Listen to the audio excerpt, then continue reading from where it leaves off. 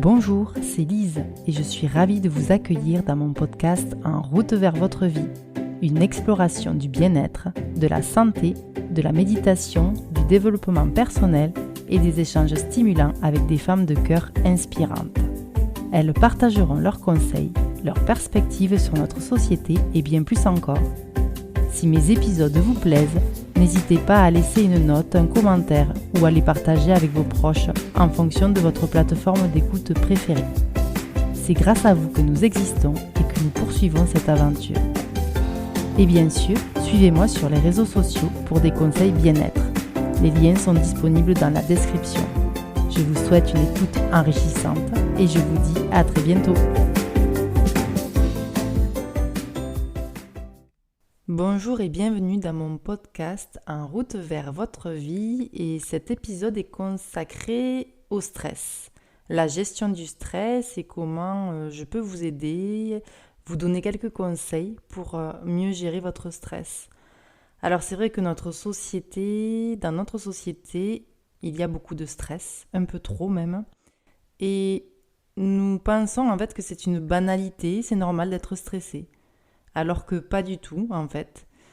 Il y a des études qui montrent que 95% des personnes sont stressées, mais ce n'est pas normal.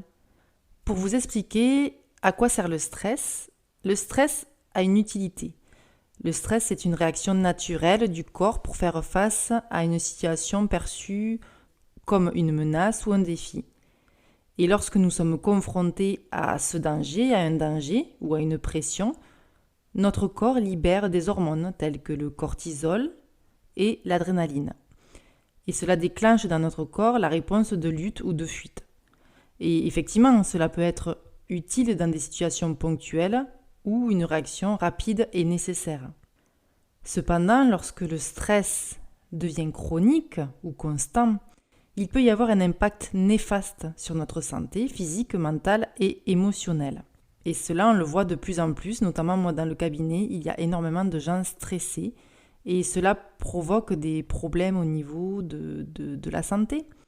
Donc par exemple, sur le plan physique, le stress prolongé peut affaiblir le système immunitaire, augmenter le risque de maladies cardiovasculaires, perturber la digestion et entraîner par exemple des tensions musculaires et des douleurs corporelles. Sur le plan émotionnel, le stress chronique peut conduire à de l'anxiété, de la dépression, de l'irritabilité et à des changements d'humeur fréquents. Et cela peut effectivement affecter notre capacité à gérer nos émotions et à maintenir des relations saines avec les autres, que ce soit dans la vie privée ou dans le côté professionnel. Sur le plan mental, le stress prolongé peut entraîner des problèmes de concentration. Si vous avez des problèmes de concentration, posez-vous la question, est-ce que je suis stressé ? Mais aussi de mémoire, de prise de décision. Donc il est peut-être temps de faire une pause.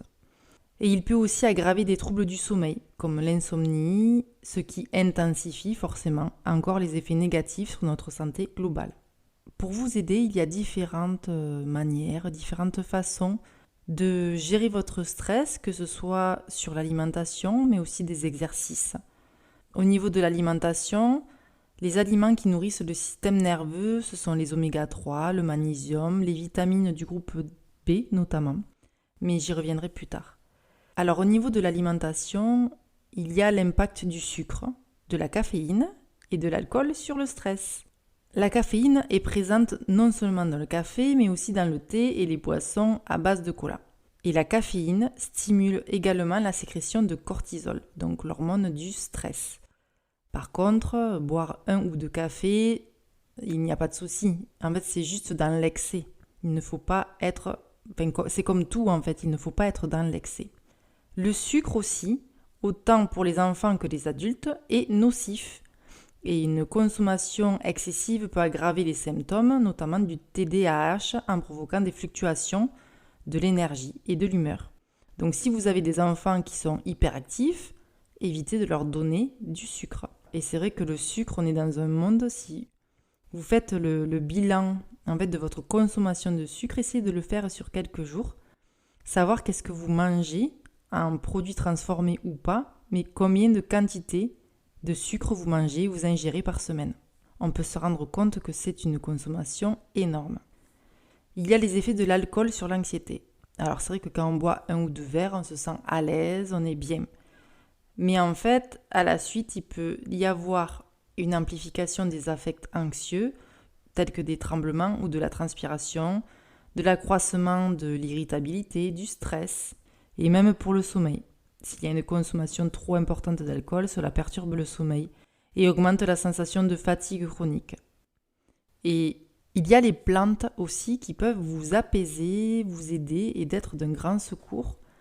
Parmi les plantes que je conseille assez régulièrement, ce sont les plantes adaptogènes, qui sont réputées pour aider à retrouver l'équilibre dans des situations de stress et d'anxiété, ainsi que dans d'autres déséquilibres corporels. Mais c'est vrai que les plantes adaptogènes permettent de mieux gérer le stress et pour s'adapter, une adaptation mentale et physique face à ce stress. Parmi les plantes adaptogènes les plus connues, on retrouve l'ashwagandha, le ginseng, l'astragale, le maca, l'éleutérocoque et la rhodiola. Nous avons ensuite une huile qui est très connue et qui est très utilisée actuellement, c'est l'huile de CBD. L'huile de CBD est issue du chanvre et elle est réputée pour ses propriétés apaisantes et son potentiel anti-stress. Elle ne contient pas de substances psychoactives, ce qui signifie qu'elle n'a pas d'effet psychotrope et ne provoque pas de sensation d'euphorie. Il y a l'aubépine aussi, qui est une plante reconnue pour ses vertus apaisantes, qui font une alliée précieuse dans la lutte contre le stress, et elle est aussi réputée pour réguler les palpitations cardiaques, la tachycardie. Il y a la passiflore, qui est aussi une plante prisée pour son effet apaisant et relaxant. Et c'est vrai qu'on la conseille souvent pour le sommeil. La camomille, qu'elle soit romaine ou matricaire, elle est traditionnellement utilisée comme remède naturel contre le stress et l'anxiété. Et elle est réputée pour apaiser l'esprit. Il y a le griffonia aussi que j'utilise énormément, car elle contient du tryptophane, qui est un acide aminé essentiel contenu dans le griffonia. Et le tryptophane est converti en sérotonine, un neurotransmetteur clé dans la régulation de l'humeur. Il y a les fleurs de Bach aussi. Les fleurs de Bach sont adaptées à un large éventail de personnes, que ce soit du nourrisson, la femme enceinte, les personnes âgées. Et en plus, il n'y a pas de contre-indication. Les 38 fleurs de Bach créées en 1930 par le docteur Bach offrent vraiment une approche douce et permet d'équilibrer nos émotions et favorise le bien-être émotionnel. L'utilisation est assez simple, c'est par voie interne, au moins 4 fois par jour minimum. Je vais vous donner des exemples d'utilisation. Cela peut être des enfants ou des adultes qui ont des difficultés à dormir, à ceux qui traversent un deuil, en passant par ceux aussi qui appréhendent les fêtes ou encore ceux qui sont confrontés à des souvenirs douloureux, de la tristesse ou même de la colère. Et je vous invite vraiment à découvrir la puissance des fleurs de Bach. Juste une précision qui pour moi est indispensable.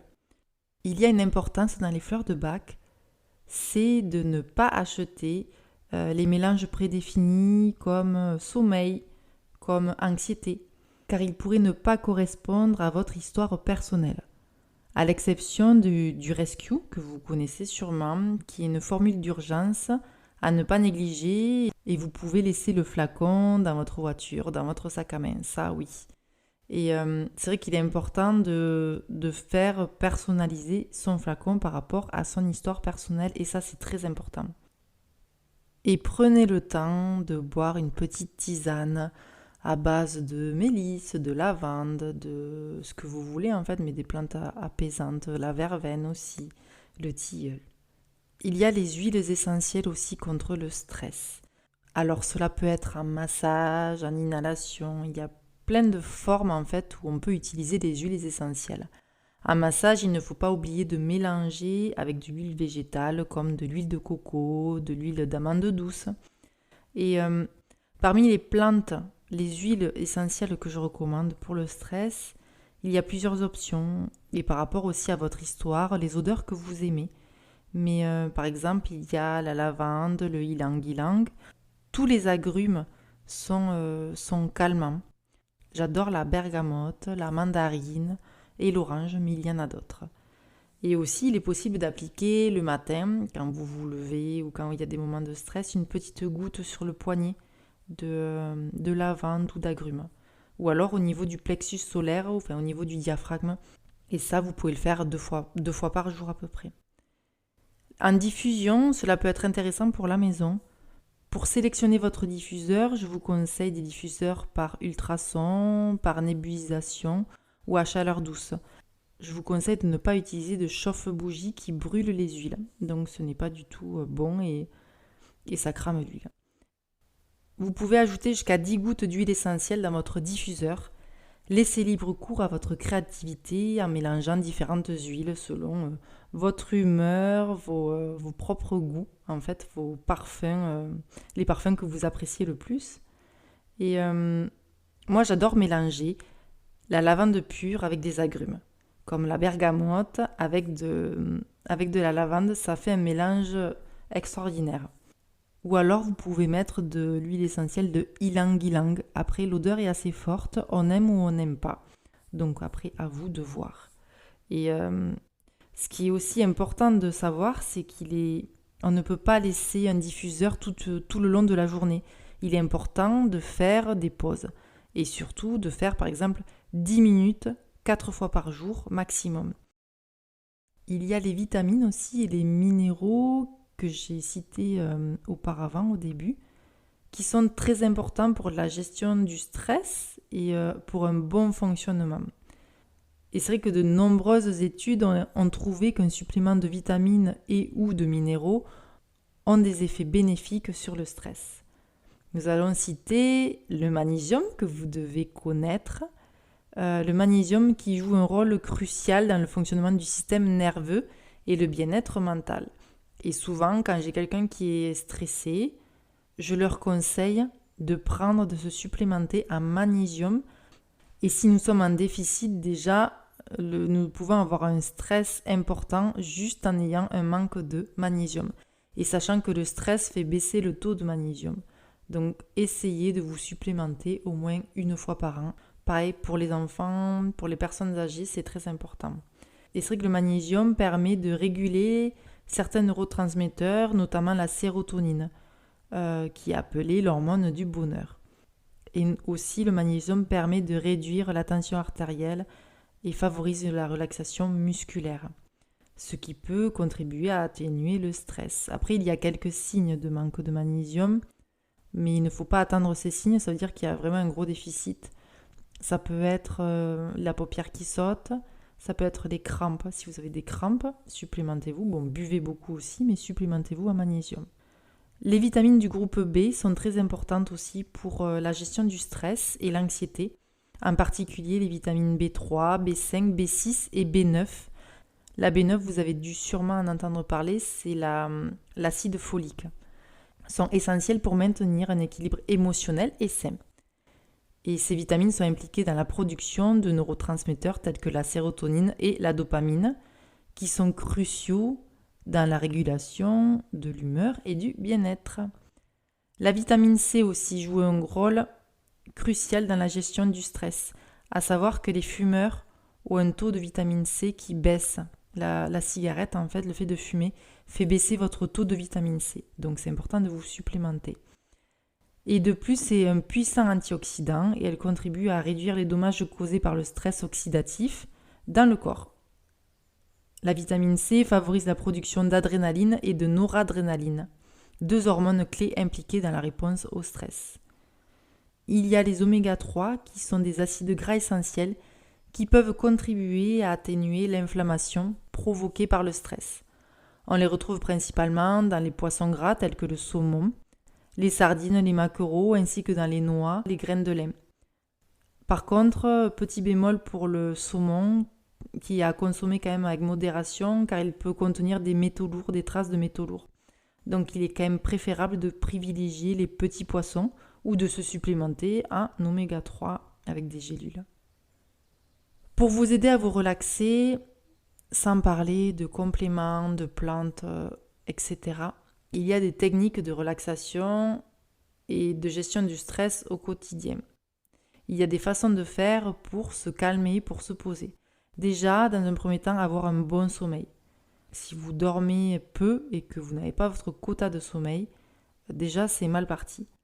Et pour avoir un bon sommeil, déjà, il faut avoir peut-être des petits rituels. Alors c'est vrai que le stress peut perturber le sommeil. Et même une fois que les sources du stress sont résolues, les troubles du sommeil peuvent persister. Et après plusieurs nuits agitées, le manque de sommeil peut lui-même devenir une source de stress supplémentaire et qui peut générer de l'appréhension à l'idée d'aller se coucher. Donc c'est quand même un cercle vicieux. Pour vous donner quelques conseils pour favoriser un sommeil réparateur, évitez de ressasser vos soucis avant de vous coucher. Je sais, ce n'est pas forcément facile, mais optez pour des activités relaxantes comme de la lecture ou l'écoute de la musique pour détourner votre attention et évitez la télé bien évidemment. Soyez attentifs aux signes de la fatigue et ne tardez pas à vous coucher dès que vous les ressentez. J'imagine que ça vous est déjà arrivé d'avoir sommeil, d'attendre un peu et quand vous êtes au lit, vous n'avez plus sommeil. Donc vraiment, c'est un signe et ça veut dire que c'est le moment d'aller au lit pour bien dormir. Avoir un horaire de sommeil régulier pour synchroniser votre rythme veille-sommeil. Créer un environnement propice au sommeil en limitant les distractions telles que le bruit, la lumière et la température excessive dans la chambre. Utilisez le lit uniquement pour dormir afin de conditionner votre esprit à associer ce lieu au repos. Donc évitez la télé notamment et les téléphones avant d'aller au lit. Si le sommeil ne vient pas, vous pouvez aussi vous lever et pratiquer une activité apaisante pendant quelques minutes avant de retourner vous coucher au lieu de vous énerver dans votre lit. Adoptez une alimentation équilibrée en favorisant un repas quand même assez léger et surtout évitez de boire du café, du thé ou des sodas après 16 heures. Si vous aimez faire la sieste, je sais qu'il y a des personnes qui n'aiment pas faire la sieste, mais pour ceux qui aiment, prenez le temps de faire une sieste parce que vraiment ça a énormément de vertus. Ça peut aider au niveau de votre énergie forcément. Cela peut stimuler votre créativité, donc libérer votre imagination grâce à cette sieste. Réduire le stress, même une petite sieste peut réduire le stress et vous aide à affronter le reste de la journée avec un peu plus de calme et de sérénité. Cela aussi aide pour la concentration et renforce votre système immunitaire.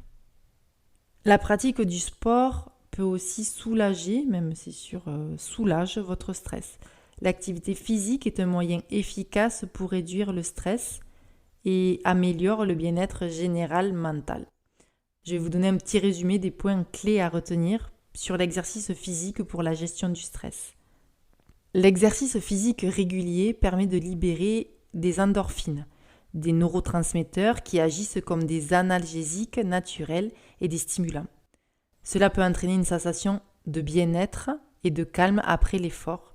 De plus, l'exercice aide à réduire le niveau de cortisol, donc l'hormone du stress, dans le corps. Les types d'exercices recommandés, c'est toute forme d'activité physique peut être bénéfique pour réduire le stress. Mais l'important, c'est de choisir vous des activités que vous aimez et que vous pouvez faire facilement et que vous pouvez intégrer dans votre routine. Cela peut être n'importe quoi, de la marche, de la course, du vélo, de la natation, du yoga.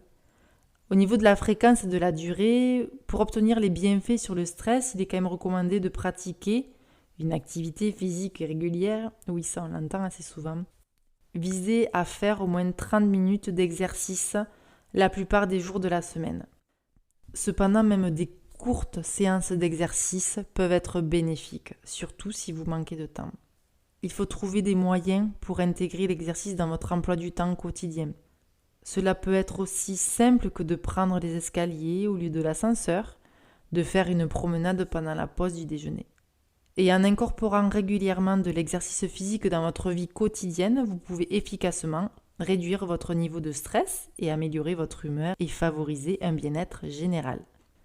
Il y a des pratiques de détente pour soulager le stress, notamment le yoga, qui est une pratique millénaire qui combine des postures physiques et des techniques de respiration et de méditation. Il y a le tai chi, qui est une forme d'art martial chinois caractérisé par des mouvements lents et fluides. Et cette pratique favorise la relaxation, l'équilibre et la concentration. Le Qigong aussi, qui est une pratique aussi chinoise, de la médecine chinoise, qui se concentre sur des mouvements lents, une respiration profonde et une concentration mentale pour harmoniser l'énergie vitale du corps, qu'on appelle le Qi. Il y a les bains relaxants. Prendre un bain chaud avec des sels de bain ou des huiles essentielles, sachant qu'il faut toujours mélanger les huiles essentielles avec un support, par exemple avec du sel, peut être un moyen efficace de se détendre après une journée stressante. L'eau chaude aide à vous détendre, à détendre les muscles, et tandis que les arômes des huiles vous permettent de vous évader et de vous échapper. Les massages aussi sont une excellente façon de vous relâcher, de relâcher les tensions accumulées dans le corps, que ce soit un massage professionnel ou un automassage.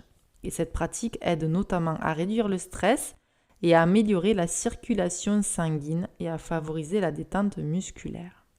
La méditation. La méditation est une pratique de pleine conscience qui consiste à se concentrer sur le moment présent, à observer ses pensées sans les juger et à cultiver un état de calme intérieur. Et des études ont montré que la méditation régulière peut réduire le stress, l'anxiété et améliorer le bien-être émotionnel. En exercice de méditation, il y a la cohérence cardiaque, la respiration au carré, les méditations guidées que vous pouvez retrouver sur Internet et même sur mon podcast. Intégrer ces pratiques de détente dans votre quotidien peut vraiment vous aider à mieux gérer le stress, à améliorer votre qualité de vie. Que ce soit en pratiquant du yoga le matin, en prenant un bain relaxant le soir, ou en méditant quelques minutes chaque jour, avant de dormir aussi, ça peut être très intéressant. Et trouvez ce qui fonctionne pour vous et faites-en une priorité dans votre routine. Votre corps et votre esprit vous en seront reconnaissants. Ensuite, nous sommes tous différents, donc quelque chose va convenir à quelqu'un et une autre chose à une autre. Donc vraiment, écoutez-vous. Il y a la lithothérapie aussi, c'est une pratique thérapeutique utilisant les propriétés des pierres et des cristaux. Cette méthode est largement répandue depuis des décennies à travers le monde et vous pouvez voir, il y a beaucoup de personnes qui portent de bracelets, regardez un peu autour de vous. Les pierres et les cristaux peuvent être utilisés pour aider à soulager le stress, que ce soit en les portant sous forme de bracelets, de colliers, ou même en les plaçant sous l'oreiller pour favoriser un sommeil réparateur, ou simplement en les gardant dans votre poche ou votre soutien-gorge. Pour le côté soutien-gorge, pensez-y quand vous le ressortez, parce que moi personnellement ça m'arrive de faire tomber les pierres du coup quand c'est dans mon soutien-gorge. Je vais vous donner une petite liste de pierres qui sont réputées pour leurs propriétés calmantes. Il y a l'améthyste, l'œil de tigre, la pierre de lune, le quartz rose, le lapis lazuli, la calcédoine bleue. Et si vous êtes incertain lorsque vous choisissez votre pierre dans un magasin, faites confiance à celle qui vous attire le plus. Est-ce que vous savez optimiser votre temps ? Et oui, la gestion du temps et des priorités est essentielle pour mener une vie équilibrée et productive. Je vais vous donner quelques clés. Dans un premier temps, établissez des priorités. Vous allez identifier les tâches et les activités les plus importantes de votre journée. Et vous allez les classer par ordre de priorité, ce qui contribue le plus à des objectifs, à vos objectifs principaux de la journée.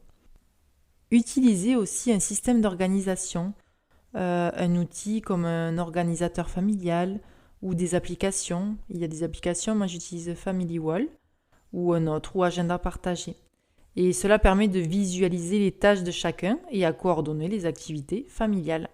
Cela permet aussi de réduire les conflits et d'optimiser l'utilisation du temps. Lorsque vous planifiez votre journée, soyez réaliste. Évitez de surcharger votre emploi du temps en planifiant trop d'activités ou de tâches dans votre journée. Et soyez aussi réaliste au temps nécessaire pour accomplir chaque tâche et laissez-vous des marges de manœuvre pour les imprévus parce que vous savez que la vie est faite d'imprévus. Apprenez à dire non. Savez-vous dire non déjà ? Ça, c'est un travail à faire. C'est un autre travail, mais c'est important d'y venir. Ne vous sentez pas obligé d'accepter chaque demande ou invitation qui se présente. Apprenez à dire non aux activités qui ne correspondent pas à vos priorités ou qui risquent de surcharger votre emploi du temps alors qu'il est déjà full. Pratiquez la délégation. Identifiez les tâches que vous pouvez déléguer à d'autres membres de la famille ou à des collègues. Et sachez déléguer. Et c'est vrai qu'il y a des personnes qui n'arrivent pas à déléguer. Donc essayez d'y travailler dessus. Faites des pauses aussi, accordez-vous des pauses régulières tout au long de la journée pour recharger vos batteries et éviter la fatigue mentale et physique. Profitez de ces moments de repos pour vous détendre, méditer ou pratiquer une activité relaxante et évitez les téléphones portables bien évidemment. Dernier point que je vais aborder, ce sont les livres et les podcasts pour gérer votre stress. Pour ma part, en fait, le fait d'avoir exploré des livres et écouté des podcasts axés sur le développement personnel ou la méditation ont pu s'avérer extrêmement bénéfiques dans la gestion de mon stress et cela m'a permis de grandir et de prendre conscience de certaines choses.